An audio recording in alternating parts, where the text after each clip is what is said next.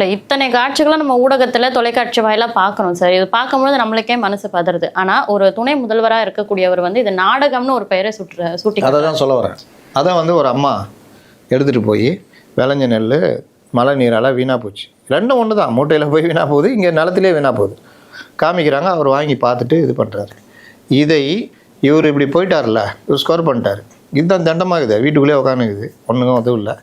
இவர் எதிர்கட்சி தலைவராக போயிட்டார். போயிட்டு எல்லாம் எடுத்து பார்த்து இது பண்ணோன்னா இவருக்கு நெருக்கடி ஆகிடுச்சு. உடனே போ அப்படின்னு டெபுட்டி அங்கே அனுப்புகிறாங்க. டெபுட்டி அங்கே போகிறாரு. போனீங்கன்னா நீங்களும் சுற்றி பார்த்தீங்கன்னா அந்த அம்மா உங்கள்கிட்டையும் சொல்லியிருப்பாங்க. அப்போ உங்களுக்கு உண்மை எது பொய் எதுன்னு தெரிஞ்சிருக்கும். ப்ளஸ்ஸு எல்லா விவசாயிகளுடைய இது தெரிஞ்சிருக்கும்.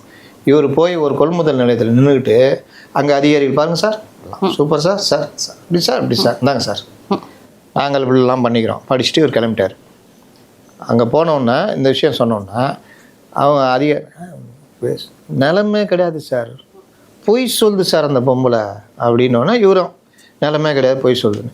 நிலமே கிடையாதுன்னா குத்தகைக்கு எடுக்க மாட்டாங்களா அந்த அம்மா? அப்புறம் நெல் கொள்முதல் இந்த அம்மா அறுவடையே பண்ணல இதுன்னு. ஆமாம், அந்த அம்மா சொல்லணும் அறுவடை பண்ணல தான், நிலத்தில் தானே ஏன் வீணாக போச்சு, மழை நீர் தேங்கி வீணாக போச்சு, அதை தானே காட்டுறேன் அப்படின்னு அந்த அம்மா உட்காந்து பதில் சொல்லுது. நீங்கள் யாருக்கிட்ட சண்டை போட்டுனுக்கிறீங்க? அப்புறம் இன்னும் பல பேர் 2 லட்சம் ஏக்கரு மழை நீரால் சூழப்பட்டிருக்கு. இது நீங்கள் 5 ஏக்கர் பெண்மணியே பொய் சொல்லுதுன்றீங்க. அப்போ மீதி 1,99,995 ஏக்கரு ஆளுங்களுக்கு என்ன சொல்ல போகிறீங்க? அவங்களும் பொய் சொல்கிறாங்களா?